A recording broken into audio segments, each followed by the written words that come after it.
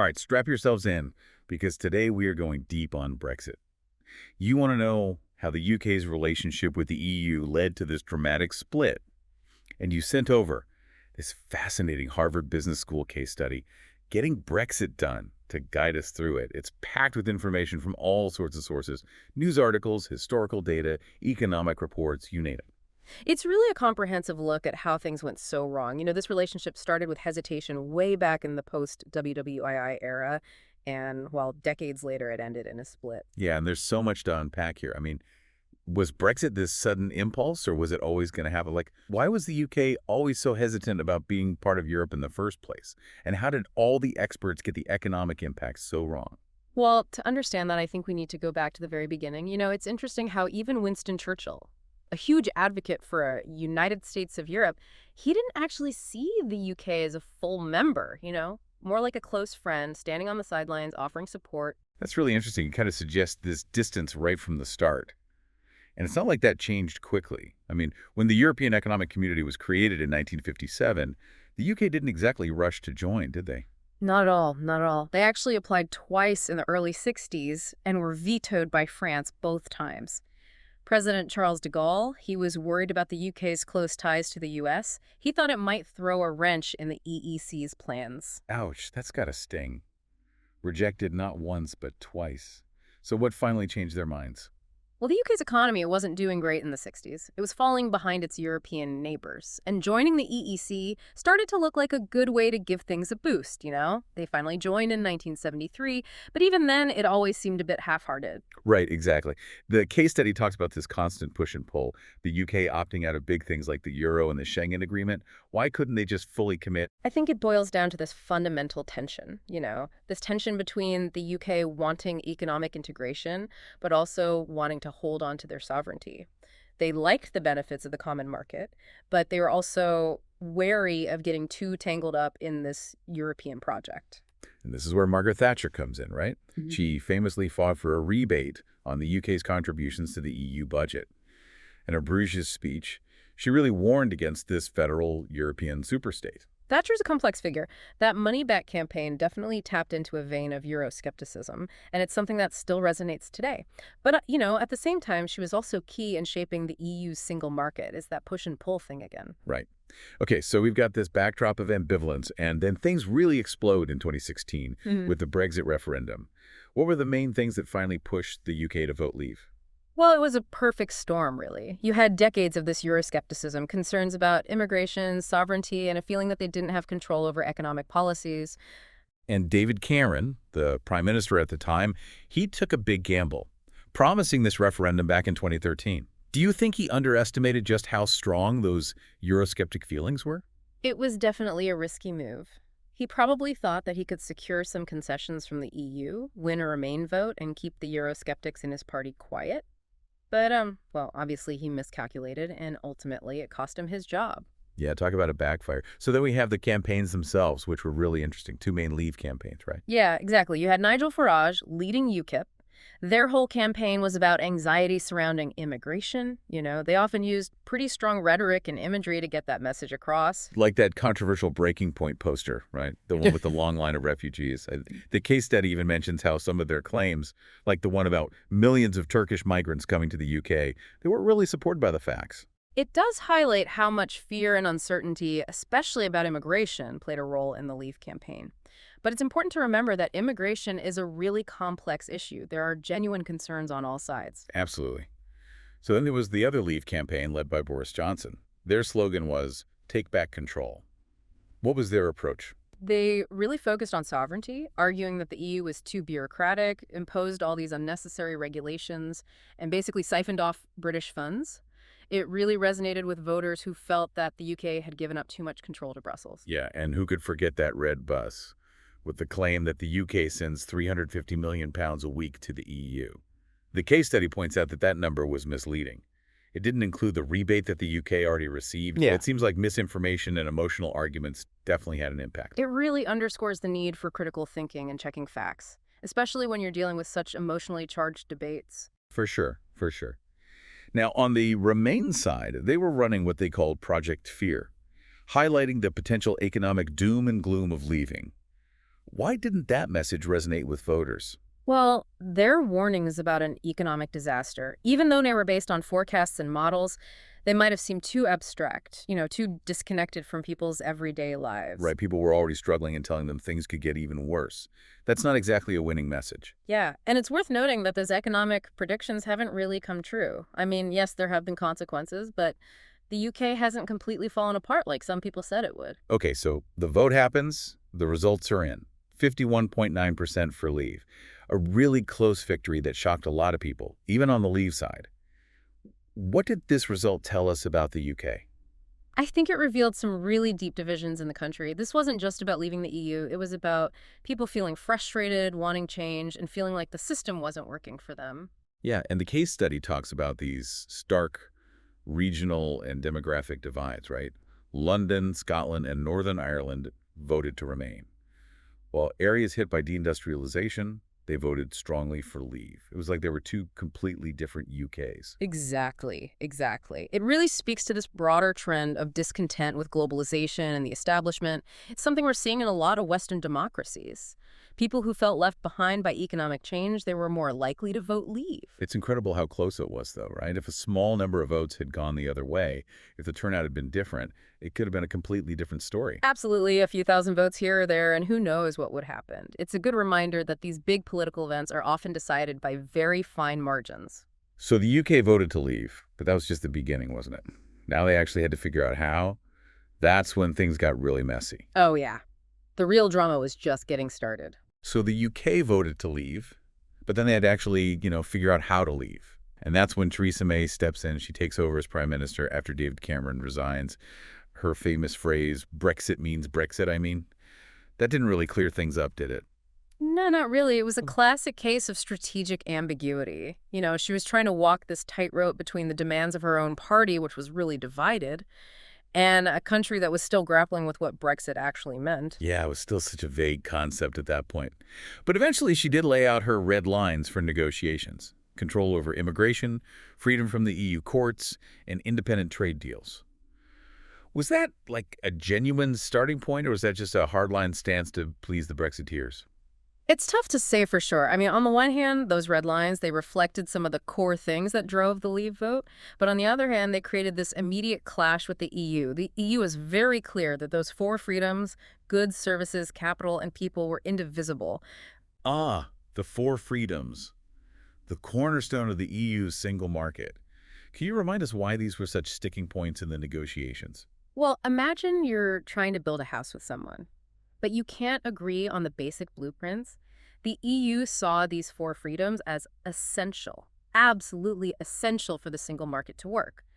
They felt like if they let the UK cherry pick, it would undermine the whole project, and it might encourage other members to do the same thing. Right, it would set a dangerous precedent. Yeah. Okay, so we've got this standoff brewing, and then there's the whole issue of the Irish border. This was arguably the biggest headache of the entire Brexit saga. Why was it so difficult to resolve? It's a problem with no easy answers. How do you draw a hard border between Northern Ireland, which is part of the UK, and the Republic of Ireland, which is in the EU? It would have been hugely disruptive for trade and travel, not to mention the risk of reigniting old conflicts and jeopardizing the peace that was established by the Good Friday Agreement. Right, it's a really sensitive issue with a lot of historical baggage. So how did Theresa May try to navigate this minefield? Well, she went through a bunch of different proposals, each one trying to balance all these competing interests. Her first idea was a temporary UK-wide customs union, but that was quickly shot down by the DUP, the Northern Irish Party that was propping up her government. They saw it as separating Northern Ireland from the rest of the UK, right? Exactly. And then came the Chequers proposal, this complex plan to keep the UK aligned with the single market for goods, but not for services, people, or capital. So kind of a halfway house approach. Yeah, but it didn't go down well. The EU saw it as cherry-picking, and the hardline Brexiteers in May's own party, they felt like it wasn't a clean enough break from the EU. It sounds like she was trying to please everyone and ended up pleasing no one. Pretty much. All of this led to that first withdrawal agreement back in November 2018. And of course, it included the infamous Irish backstop. Oh yes, the backstop, the Yeah. thing that everyone could agree to disagree on. Remind us how that was supposed to work. Okay, so the backstop was basically an insurance policy to prevent a hard border on the island of Ireland no matter what happened with the future trade relationship. It would have kept the whole UK in a customs union with the EU until they could come up with a better solution. So it was meant to be a temporary fix, but it felt pretty permanent to a lot of people in the UK. Right, exactly. And that's why Parliament rejected the deal not once, not twice, but 3 times. That's a pretty humiliating defeat for May, wasn't it? It was. It showed just how divided Parliament was and the country as a whole. So May is out, she resigns, and in July 2019, Boris Johnson takes over as Prime Minister. What was different about his approach to Brexit? Well, Johnson brought a completely different energy to the whole thing. Where May was cautious and tried to build consensus, Johnson was much bolder, more willing to take risks. He came in promising to get Brexit done, and he wasn't afraid to shake things up to make it happen. He wasn't shy about confrontation, that's for sure. Like when he tried to prorogue Parliament, that was pretty controversial. Yeah, that was seen by a lot of people as an attempt to silence his critics and force through his agenda.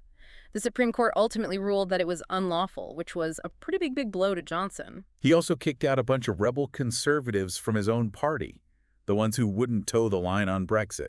He was definitely playing hardball. And then there was his approach to the EU. He seemed to relish this image of Britain as the bad boy of Europe, threatening to walk away without a deal. It was a high-stakes gamble. You know, he even published that worst-case scenario report outlining all the potential disruptions of a no-deal Brexit. Food shortages, medicine shortages, gridlock at the ports. It was pretty scary stuff. It was a way of saying, look, we're serious about this. We're not afraid to walk away. And to a certain extent, it worked. Because he managed to get a new withdrawal agreement with the EU in October 2019.